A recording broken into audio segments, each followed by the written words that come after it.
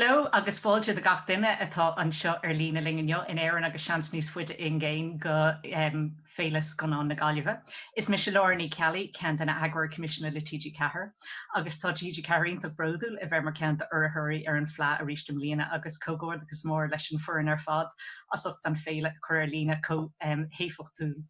Thrilled to be here today with this exciting panel to discuss short-form content and also to announce a new commissioning fund for emerging writers, directors and producers to create short-form digital-first content in the Irish language.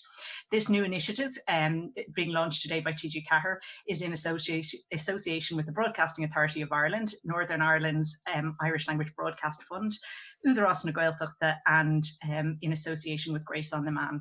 And the hope is that under the mentorship and training of production companies, we can develop a new generation of storytellers who can create innovative content for this new generation of audiences. I guess this 18 to 34-year-old age group is the elusive audience for content creators and broadcasters in particular. We know they're digital natives, that they consume media in a totally different way and engage with it in a totally different way. So the focus of today's panel is how to create innovative content that's really going to attract this audience, and in the process, hopefully develop new talent who can create content that's really going to resonate and have relevance for this audience.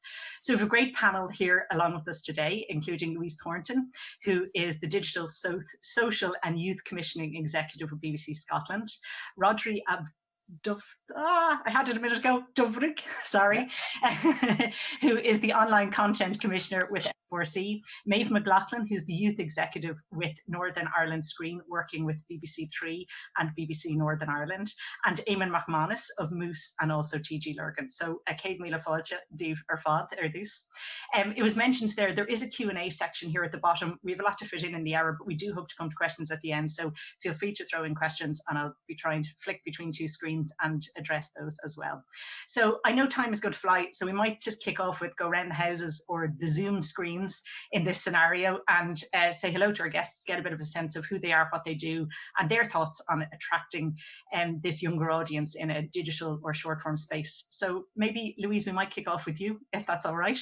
A big West of Ireland welcome to you, and unfortunately we can't do it in person at the Galway Film Fleadh with the rake of pints and parties in the rowing club that would be normally the case. That isn't it? It's not the same. But thank you for asking me. I'm a commissioner in BBC Scotland, so I'm part of a commissioning team, and we all have kind of different remits. But I look after mostly what we're doing for younger audiences and new talent. I've got commissioning responsibility both on the BBC Scotland channel, so we just launched a channel last year, and it's been going really well, and it's been really exciting to sort of have commissioning slots in that. So on that space, I've got late night shows that are all made by new talent, new NDs. I've got documentaries that are made by some people who've never made a frame of television before, so that's really exciting as well, and give opportunity there. And then I also can commission into iPlayer, and I can commission into platforms as well. So I commission right at the thin end of new talent wedge.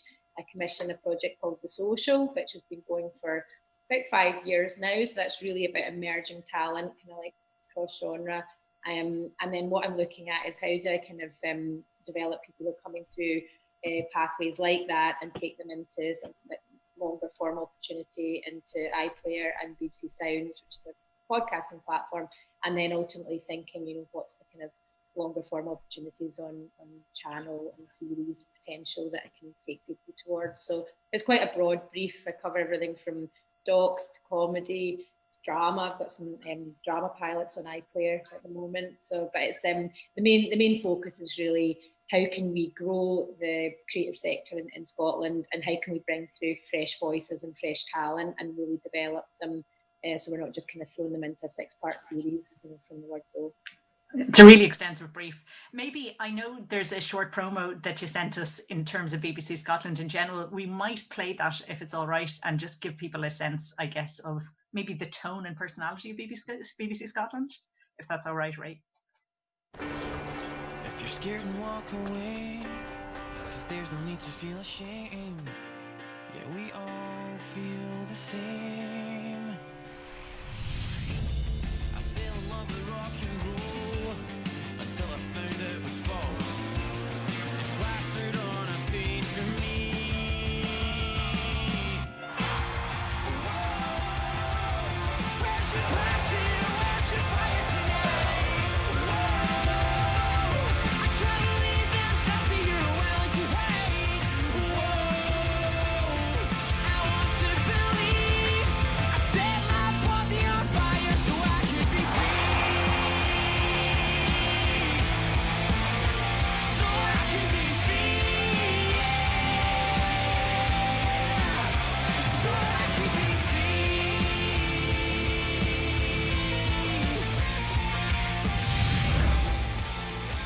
This is BBC Scotland. Brilliant. Louise, obviously in age, BBC Scotland is quite a young channel, but it's also quite a young and vibrant channel in general in terms of how you focus your content. What content and genres, I guess, do you think work most with this 18 to 34-year-old bracket? What most resonates? Yeah, it's interesting because BBC Scotland in itself, it isn't a youth channel, you know, and linear TV in general doesn't tend to skew young. But what we've found, certainly from a channel perspective, is things that, I mean, at the moment, what's doing brilliantly with young audience for us is outdoor content. You're just seeing kind of people, and I've got a show actually right through the social called Roaming in the Wild. So that's skewing young, but it's also feels like part of sort of like BBC Scotland linear watching kind of heartland. But generally speaking, for young audiences, I mean, what I find is if I can engage with a talent who's already kind of got a following or a tone or an authentic voice that is talking to a young audience. So somebody for me like Jamie Genevieve, who's one of kind of Scotland's biggest makeup bloggers. I did a documentary with her last year when the channel was launching. What we found working with somebody like her was that she brought a whole new lot of viewers to BBC Scotland who maybe had logged into iPlayer but maybe hadn't consumed a lot of iPlayer. So what we found was they actually turned up to watch it on linear, and she was trending nationally on Twitter when that went out. But they also came to iPlayer. So I've just done a show with her in lockdown. I watched a little bit of it last night, actually. Yeah. It's one of the kind of benefits of lockdown. You've got good access to talent because we're all in our houses. But so I did a show with her off the back of the dock, and again we saw the same effect. Maybe not so brilliant on channel, but amazing on iPlayer and reactivating those users again. And I think with somebody like Jamie, she is obviously a really talented creative makeup artist, but she's just generally a kind of very authentic, warm person. And I think developing her and her husband in that telly space has just kind of given us another format now that we can work with. So I definitely find those kind of people attract young audiences. But then also it can be some of the documentaries, just if it's got a particular subject matter or tone, that's when we find we garner a young audience as well. So there was a documentary that I did called Lumo, Too Young to Die. It's a really sad story of a young man, a young rapper who'd taken his life. But that drew a really young audience. Just the filmmaker was totally, connected with the story. Suicide's a huge problem, and just the whole way she packaged it up, it felt very young, very fresh, great soundtrack, and just absolutely, emotional story at the core. So I think, we do find young audiences do want kind of wind down and, break away from life, get escapism content. But I think if you can find a story that is hard hitting, that connects with their lives, they will turn out for it. Mm-hmm. That's really interesting.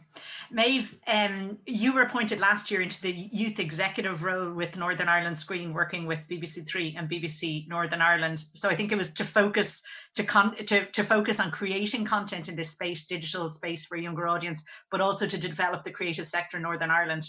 No small ask, a bit like this fund that we're launching today. No, but it's been an amazing experience.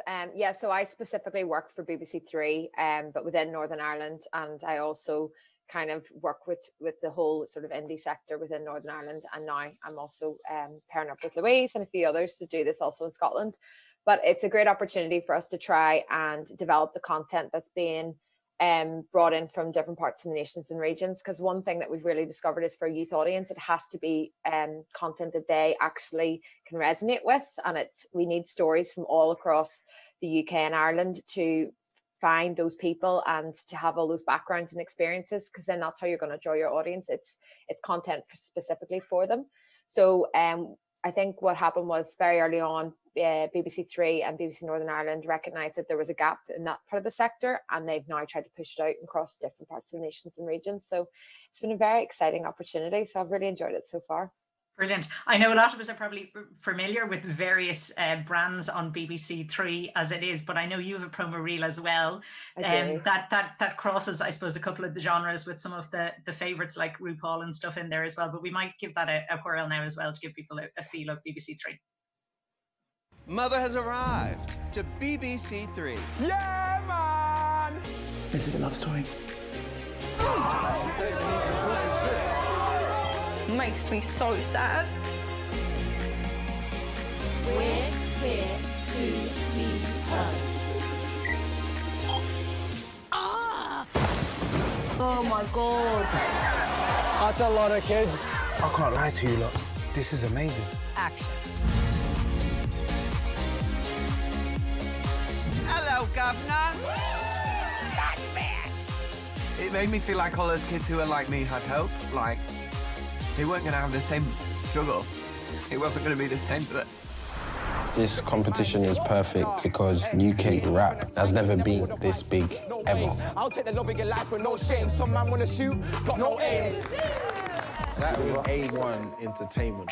So Lloyd, what are you like in the bedroom? I'm pure filth.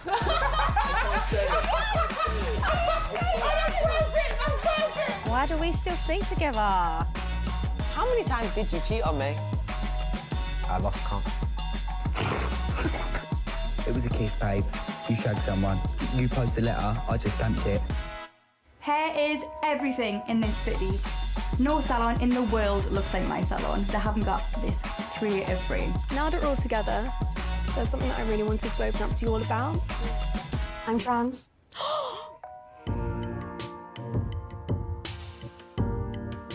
This is something I've wanted since being a little girl until these bullies did what they did.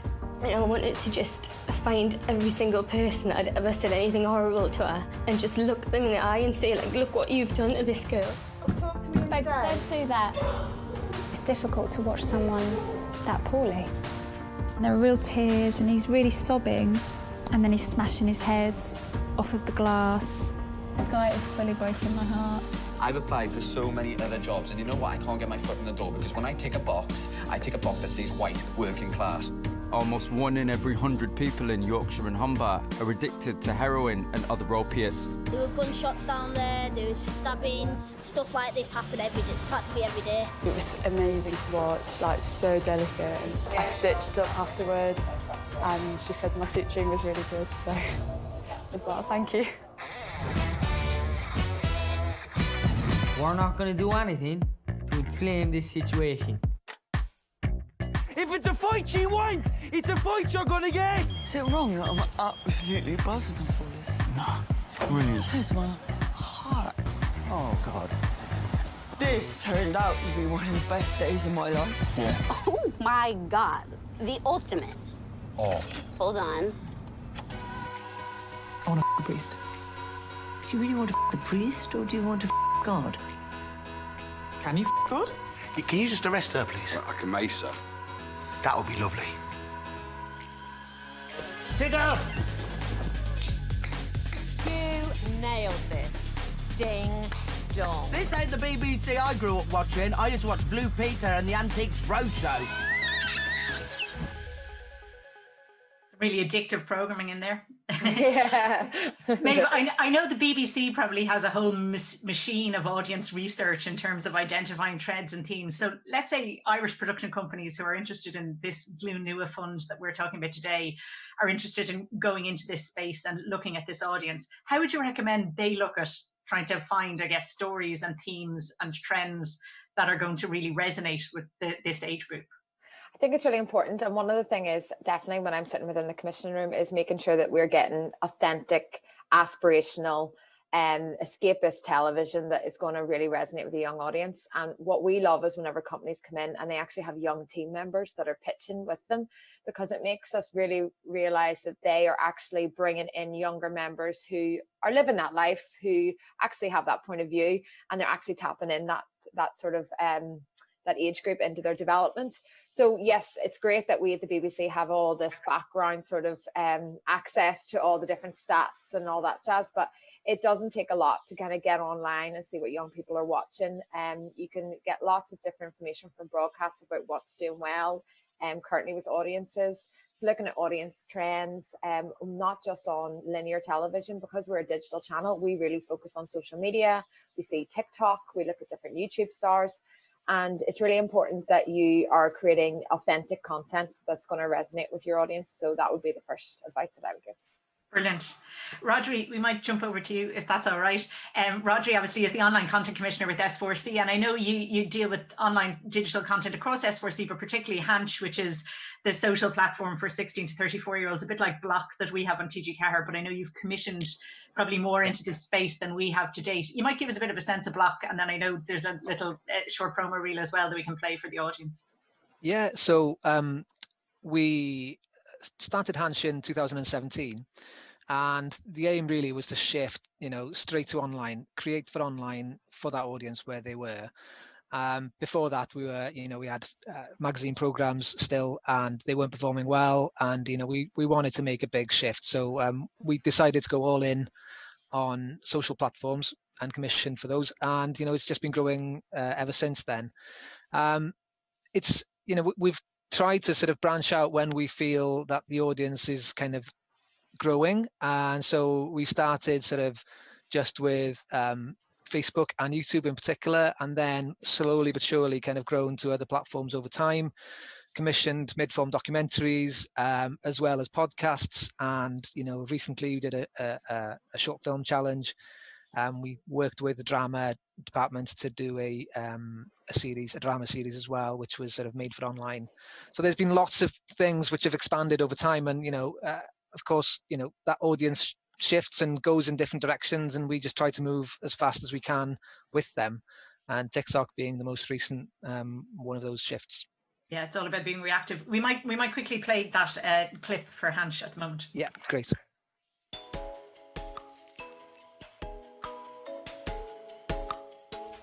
Let's do this.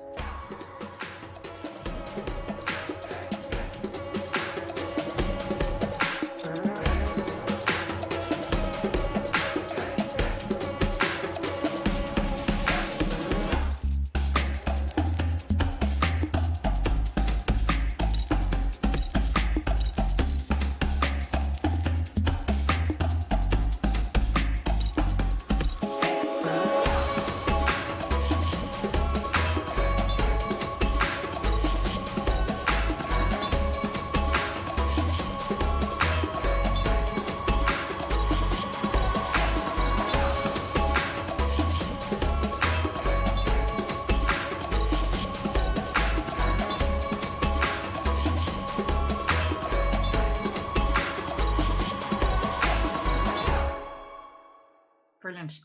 Rhodri, I'm interested in that. Obviously BBC Three, E4, BBC Scotland, they're industry leaders in this type of content, but I guess us as an Irish language station and you guys at a Welsh language station, we don't want to just do a copycat version of that.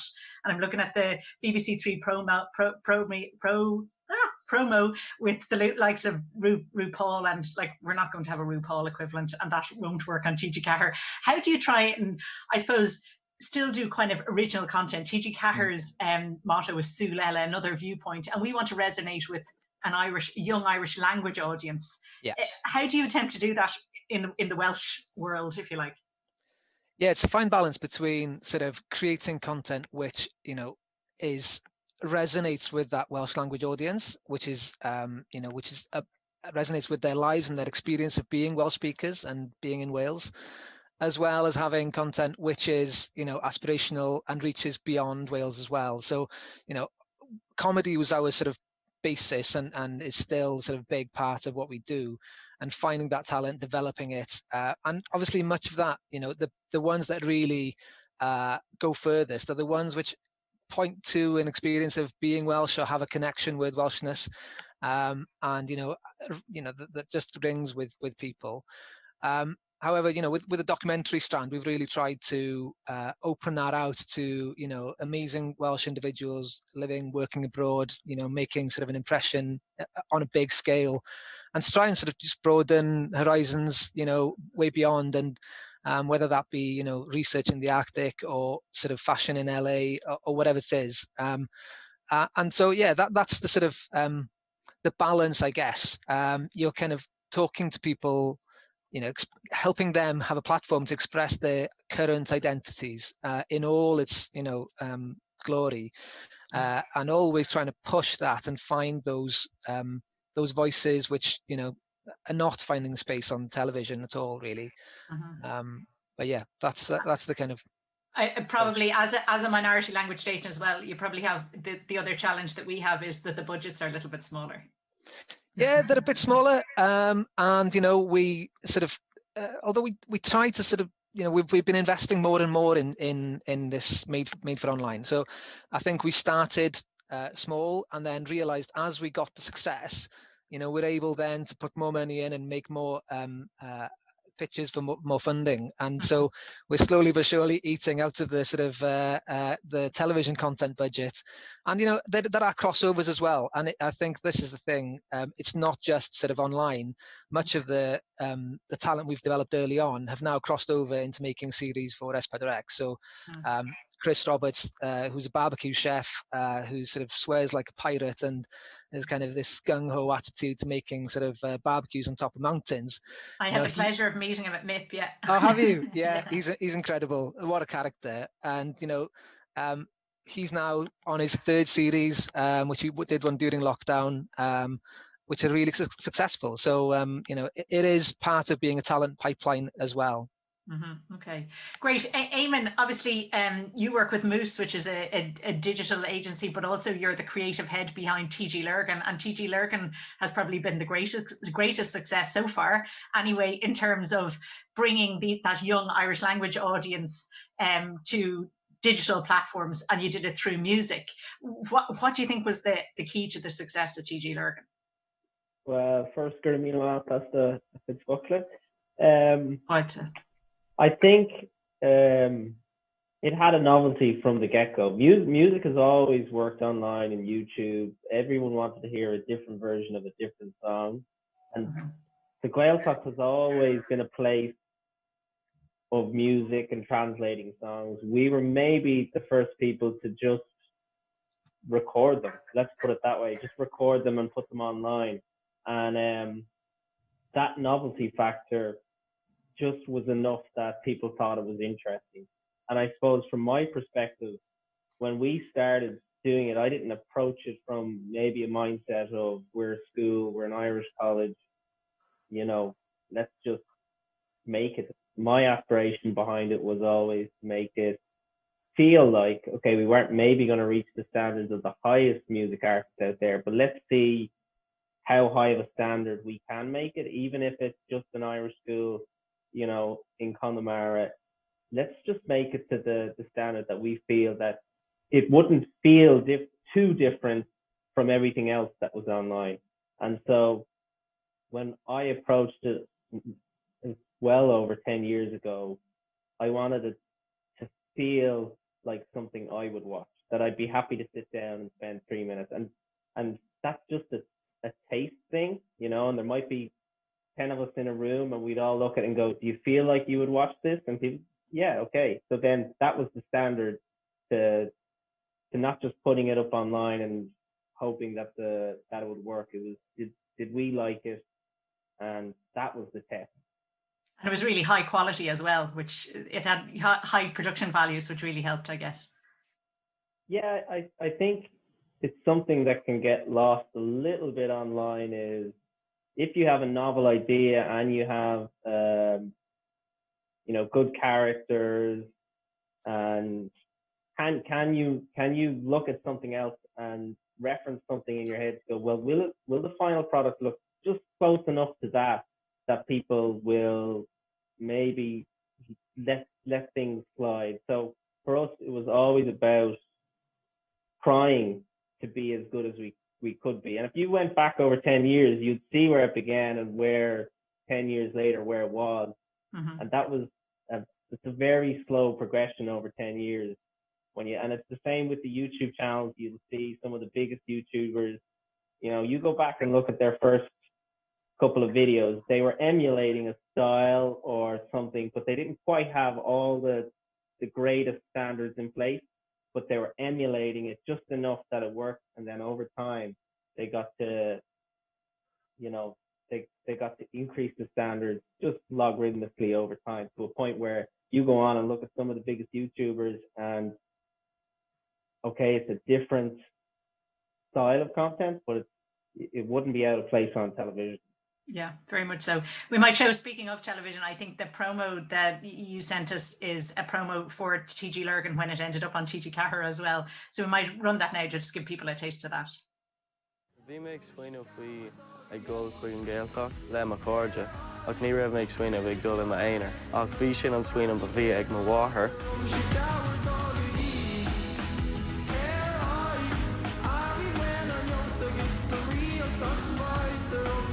Bheith mar chanta táimid dul tríd píosa tréirse dúchláinna clár na hora.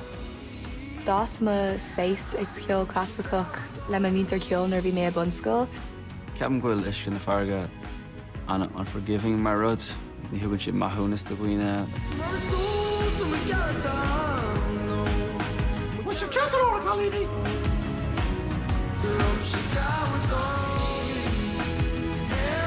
Ní ceapan go leor daoine go mé sách Abbey.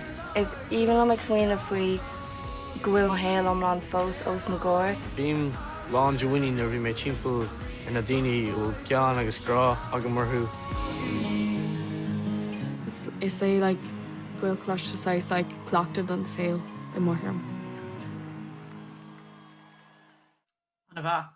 I guess you've maybe a question for all of the panelists. You've all talked about, I guess, aspirational content, and I know there's a lot that is potentially driven by talent that might have come from YouTube, Instagram, that kind of stuff. But is there a place also for, you know, strong docs, strong drama, strong comedy, stuff that's maybe less personality driven all the time?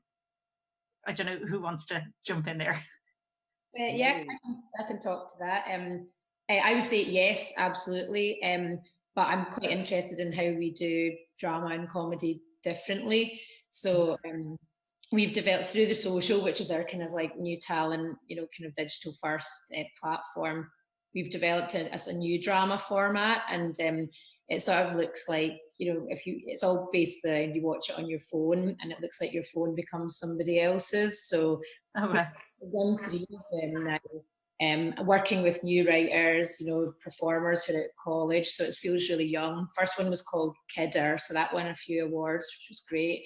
The next one, that was about a young boy who, you know, he was pretending everything was all right on social media, but actually he was getting really depressed. He couldn't find a job. Everyone else seemed to be doing really well. Second one was called Shamed. It was about a young girl who went on a night out, and then people circulated pictures of her. And the third one we've just put out, and it's called Control.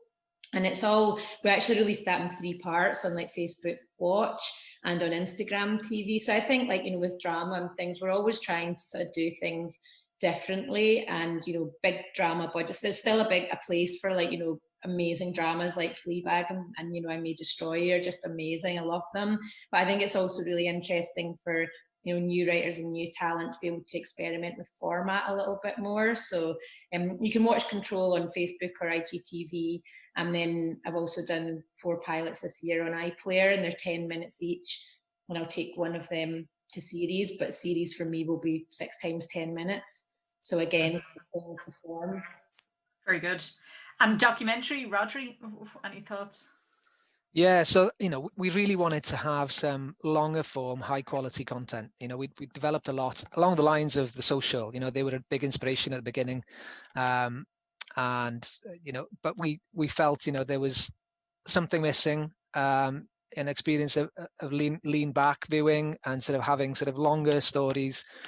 And so we've sort of been commissioning them over the last couple of years. And now we're going into some current affairs documentaries as well over the next year. So we've just commissioned 12 10-minuters, which will be sort of more investigative, harder hitting, and looking really, you know, a bit deeper, whilst trying to keep the others a bit more light. There's been really good sort of comedy docs, which we've done. One which was really successful was a 20-minute doc, which had one of our sort of talents who's been coming through on social, Éamonn, who went out to Patagonia to find out what the Welsh colony was like out there, and, you know, going out cynical and taking part in the Eisteddfod over there and competing, and coming back, you know, enamored with the place and flipping the sort of perceptions really.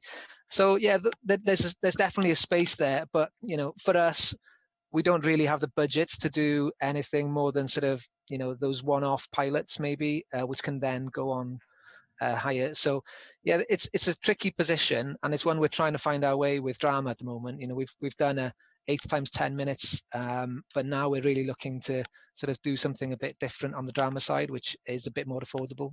Okay, very good.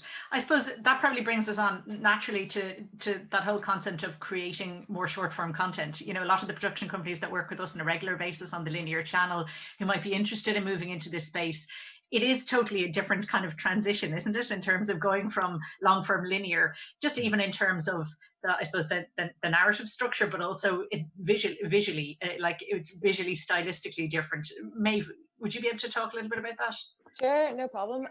Yeah, so for us, short form content is a fantastic model. And particularly, I was a commissioning executive on a BBC Three show recently called Angels of the North.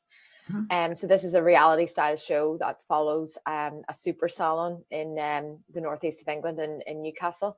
So it's on its second series, and what we found was the episodes are only 15 minutes long, because we find with a youth audience that snackable content is sometimes the most successful way for them to digest what they're watching. And we definitely find that in some of our documentaries, instead of doing a 90-minute documentary, we're doing, you know, 3 episodes of 30 minutes, because a younger audience is sometimes, you know, always on 2 screens. You'll always be sitting on your phone whilst you're watching content, and it's enough to kind of grab their appetite, and then they'll watch the next episode and then the next episode. So we find that model really successful, and we've tried to then use it in other areas. We also would have a short form team that specifically sits in Birmingham, creating content for YouTube and our social media platforms.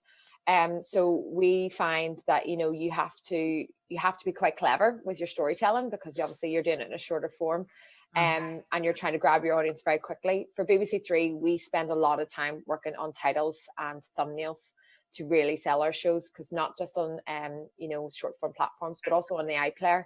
It's a very competitive market, and that graphic and that image is gonna pull your audience in from the word go. So that would be the first point.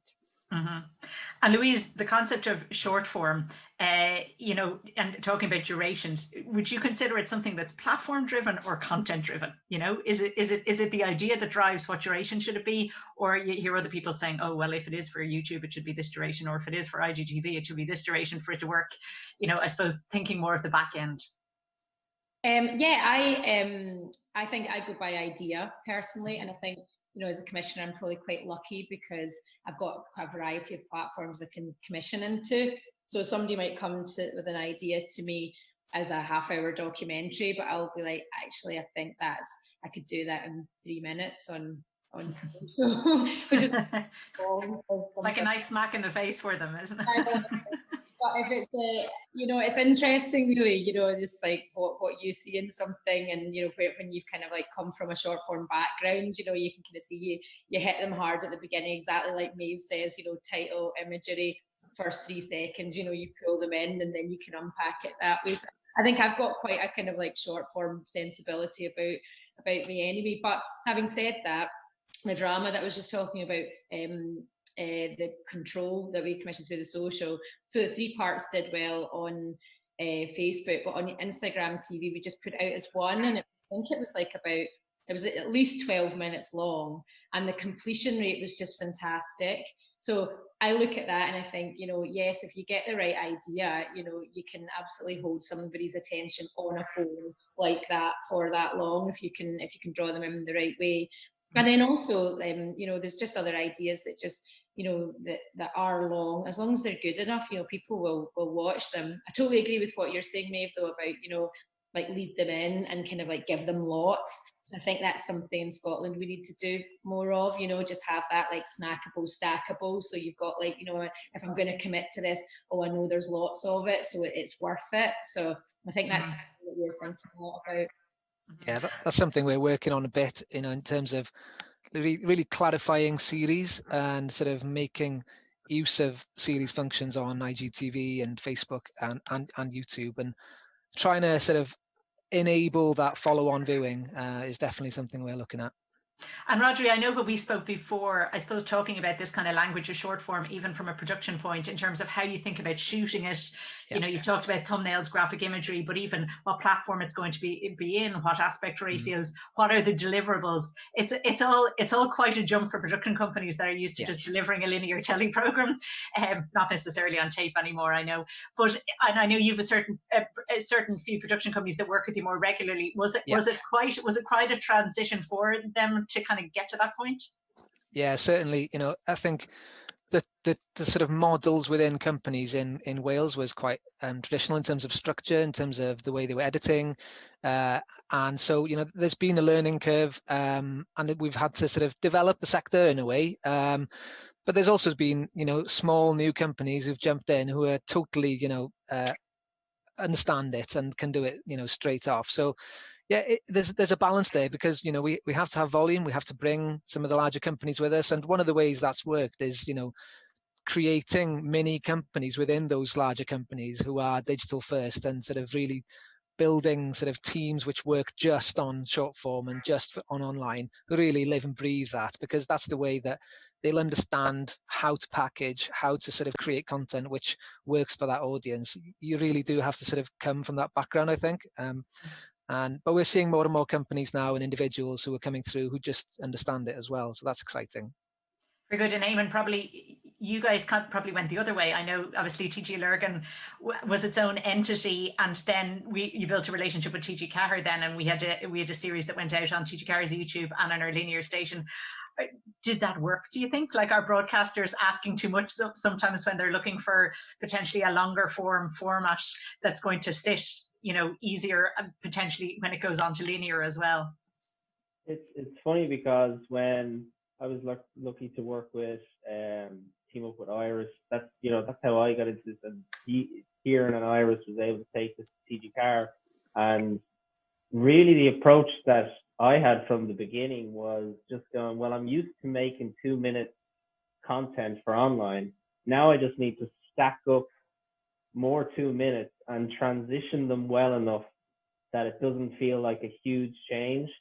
So I always approached with each year and each season that we came, it was just, can you get a nice 2 minutes that would actually sit on its own online, but transition into something else, which for us was obviously music, that didn't feel like it was an unusual change, and then come out of that music and go back into something else. And so really I was just stacking 2-minute segments up, and I suppose we all felt that 12 to 15 minutes was about as much as you'd want to watch. And it's funny you asked about the work. TG Cahir were great in last year in getting behind us going onto YouTube and premiering there first, because I mean, that length of content doesn't feel out of place there. And it's funny, when we went to watch the very first episode and the intro opening that would be on TV came on, it was the first time I just immediately went, we don't need that online. We had the 20-second intro that really, if you turn on a video on YouTube, it starts. It doesn't really need the whole intro graphic title, and it was kind of a little bit of a learning for me. Is like, you don't necessarily need the same version of your content.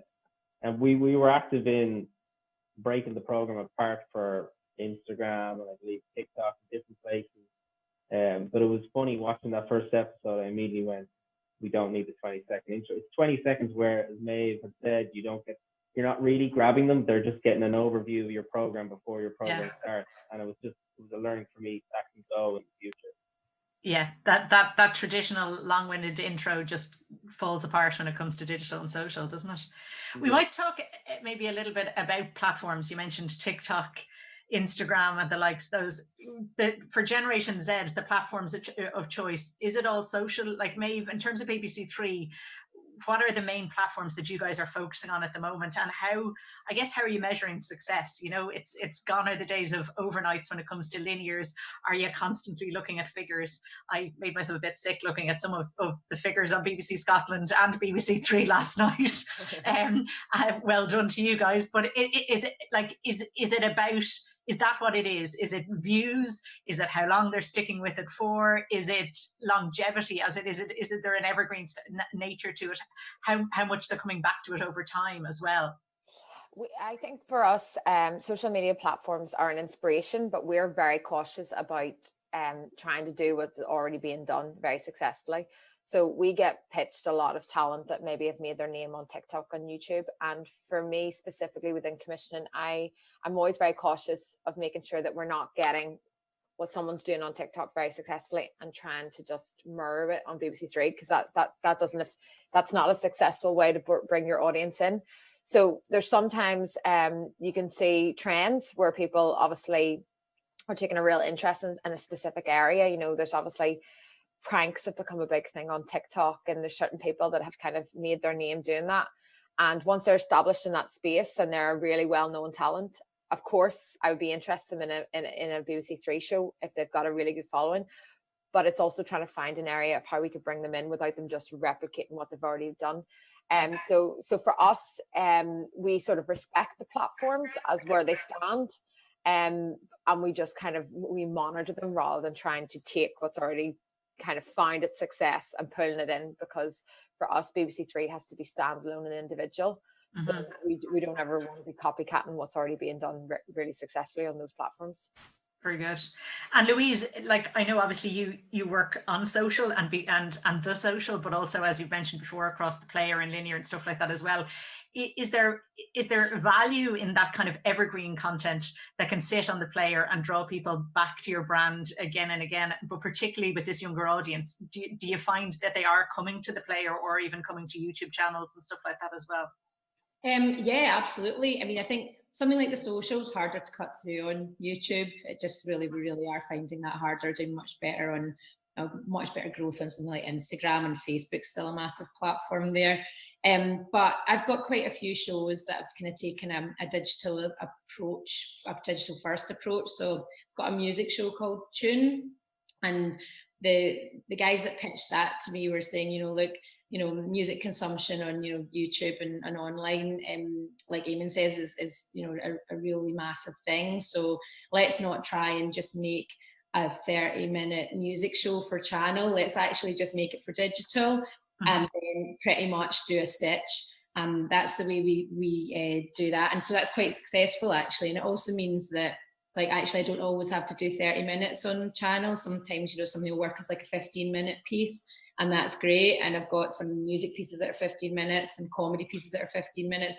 And because we can kind of put them together into a schedule, that kind of works for late night for me. But what I'm getting the young audience is they're going and they're watching it, they're picking it up on Twitter or YouTube, and then they're watching more on iPlayer. So it's definitely a strategy I want to do more of.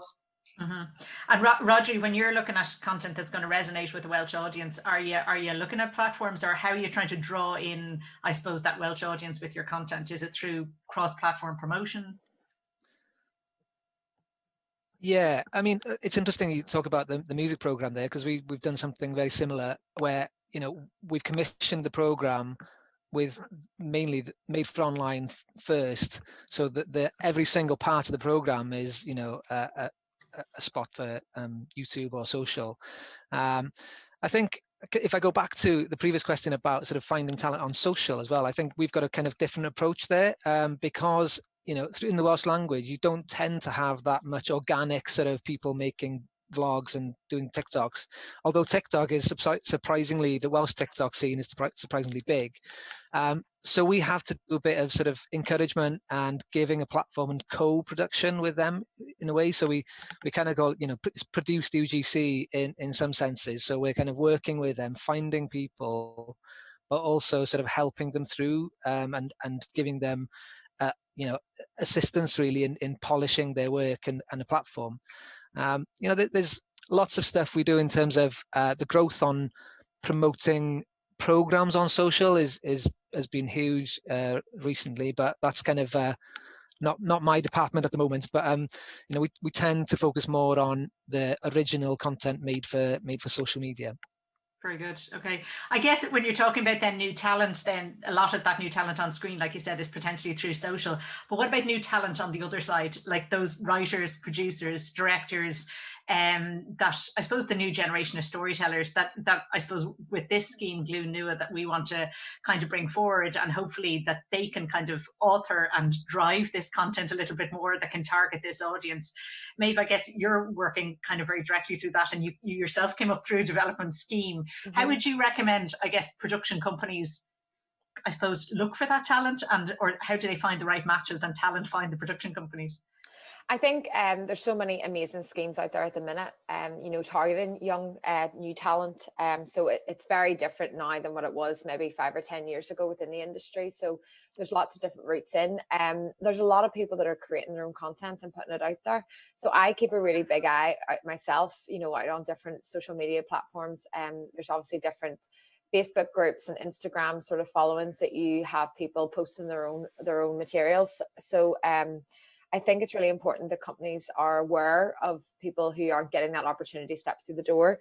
Yeah, I came in through a talent scheme with Northern Ireland Screen a number of years ago, and it was just an opportunity where I couldn't previously get through that door of kind of meeting the right people. And these schemes give people the opportunity to create their own content and to be put on a platform. So, and I know, you know, from us up in the north, we have Northern Ireland Screen, which is a great screen agency, and I know there's plenty across different parts of Ireland and the UK that monitor the regions to give those opportunities. But I think it's giving people a chance and just actually thinking, well, if I'm trying to create content that's focusing on younger people, I should really be bringing those younger people into my network and listening to their ideas. So I think it's opening our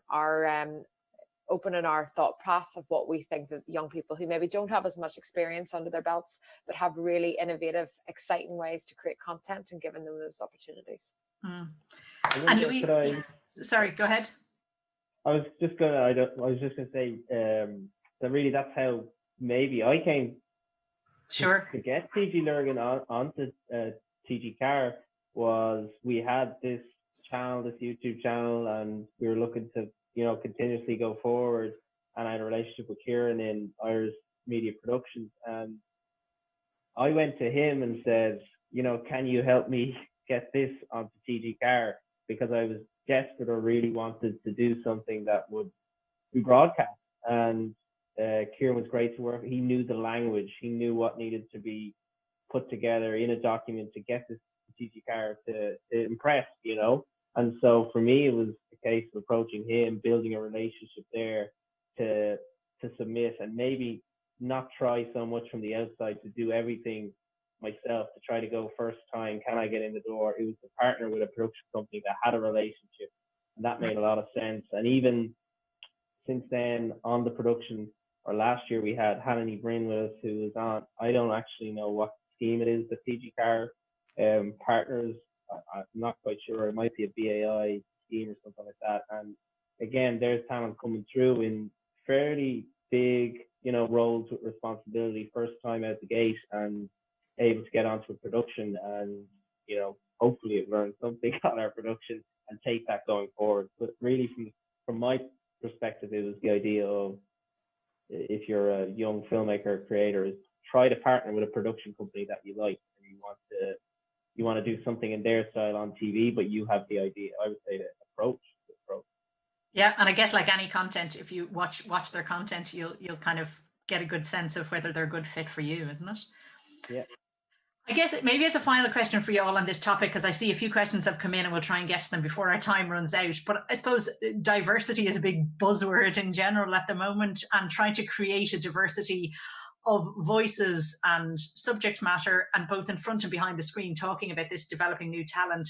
And Rhodri, I might even throw this to you to start off with, because I suppose I'm sometimes aware, especially when your pool is smaller in terms of a language pool, that you kind of don't want the same old faces or the same old voices always, that it's a certain type that whose stories are coming through all the time. How do you try and negotiate that, I guess?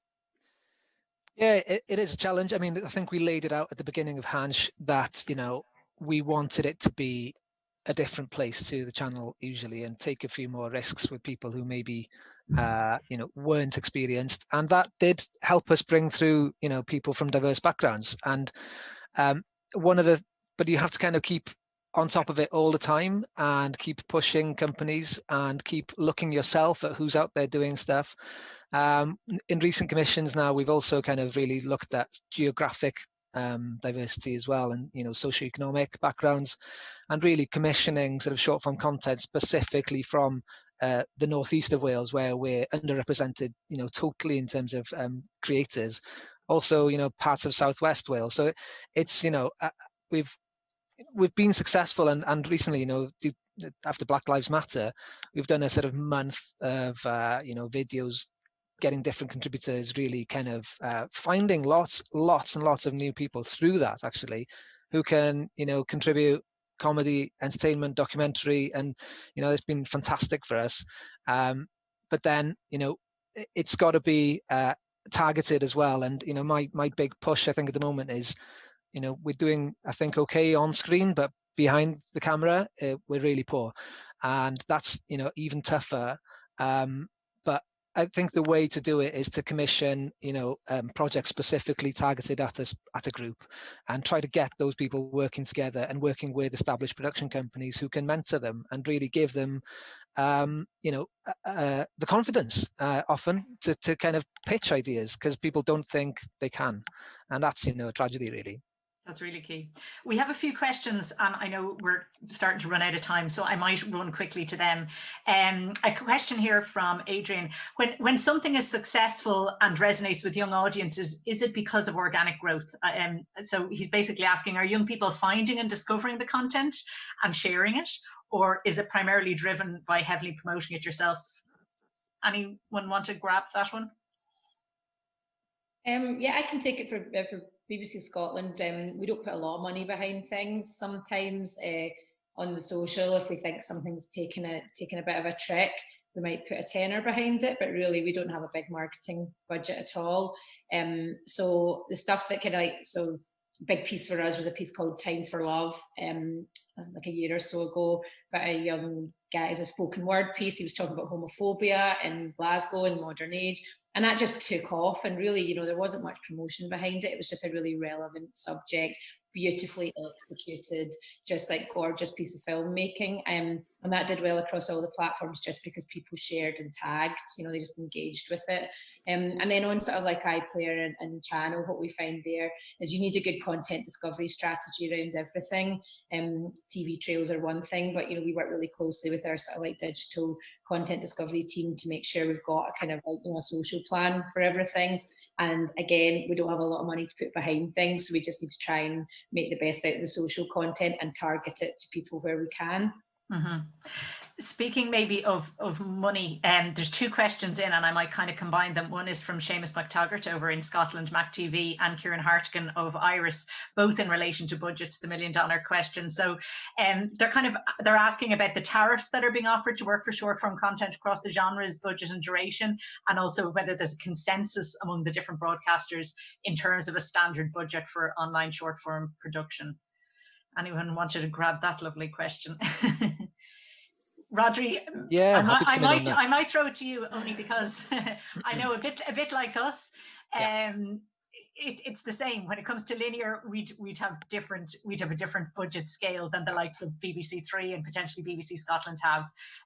So it's all going to be relative, I guess, to the station and to the scale and the genre of production as well. Mm-hmm. Yeah, I mean, I think one of the ways we've tackled this really is to sort of commission couple of companies to do volume over a year, where we can sort of spread that cost a bit wider and sort of have people working on things sort of throughout the year who can clip things up and make things go a bit further. But when we commission and sort of individually from companies or sort of just a single series, it's between £500 to £1,000 a minute, but at the lower end of that, really.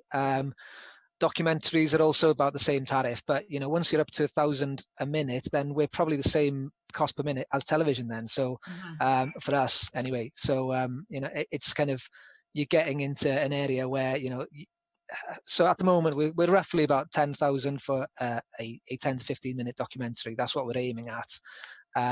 But then with short form, it's they're between 5,000 and 15,000 for a commission, depending on what they are and how sort of if there's travel involved or anything like that. But obviously things recently have quietened down on that side. So it's been interesting really, but we'll see how things pan out. But that's roughly the tariffs that we use. And when you say that in terms of comparing it potentially to like a linear minute or a linear hour, like it obviously we're talking about much more scaled down crews in terms of the structure of how a lot of the short form content is being produced. It is different to linear. Yeah, absolutely. And the per minute tariff doesn't really work for a lot of this stuff, because it's like, well, is it like a minute? It's often 10 minutes and 1 minute, and so the sort of the ways of measuring cost in television terms don't really work. We kind of use it just as a sort of guide, really, and a lot of it is just about what the cost is for the talent and the small crews that are involved there. Obviously with UGC and producing that, then there's not those same tariffs involved. It's based on fees and some producers, so they are cheaper then. But as I said, we're trying to produce a range of stuff, which from really high quality documentary and drama, to sort of UGC, which is a bit rough around the edges as well. Okay, Maeve and Louise, any thoughts in terms of budgets? I'm sure you guys are probably working on a slightly higher scale than the likes of myself and Rhodri. It just really depends on the size of the production, really. For BBC Three, we would, so the sort of rounds that I would work in, they wouldn't be the highest budgets, in the sense that we don't have the marketing backing and the big RuPaul all singing all dancing machine behind us. So we're really selective with the content that we choose, because we know that it has to land well. But it's a discussion with the production company of what they can achieve. I mean, we're very open. We obviously have a limit, but we are very open to discussing what's within their needs. But what I'm currently trying to do is to encourage repeatable series and repeatable formats, so that it's a business proposition for a company, that it's a slightly smaller budget but with a higher returnable rate. So that's where my focus will be lying at the minute. Brilliant. I'm afraid we are running out of time. It's 1:01. It's flown by. So much for short form. I really want to really thank the whole panel that's here today for a really informative, exciting conversation. I guess for us, like I said, this is a kickoff for Glún Nua, which is a new commissioning round that TG Ceathair are announcing today with the BAI, ILBF, Údarás, Gaeltachta and Gréasán and Meán. All the details for that can be found on our website, tgceathair.ie/commission. And we really hope that we'll be back here at the Galway Film Fleadh in the next few years with some really high quality short form content. So Gurmila Mahagat the Gachtine, and make sure you watch some of the great shorts that are on here at the Fleadh, both documentary and drama and animation. Thanks a million, Rhodri, Louise, Maeve and Éamonn, for your time and for a really interesting conversation. Gurmila Mahagat. Thank you. Thanks.